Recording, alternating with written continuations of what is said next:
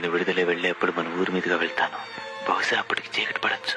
మనం ఎప్పుడూ కలుసుకునే ఆ చెట్టు దగ్గర నువ్వు పూజించే ఆ కృష్ణ విగ్రహం ముందు ఒకే ఒక దీపం వెలిగించి పెట్టు. నువ్వు నా కోసం కాచుకుని ఉన్నావని అది చూసి నేను గ్రహిస్తాను. వెంటనే నీ దగ్గరకు పరిగెత్తుకుని వస్తాను. మన చెట్టు కింద ఒక దీపం లేకపోతే నీకు పెళ్ళయి భర్తతో సంతోషంగా ఉంటున్నావని అనుకుంటాను. దీర్ఘ సుమంగళిగా పిల్లా పాపలతో నువ్వు జీవితం గడపాలని మనసారా కోరుకుంటూ నేను వెళ్ళిపోతాను. ఇట్లా మురళి.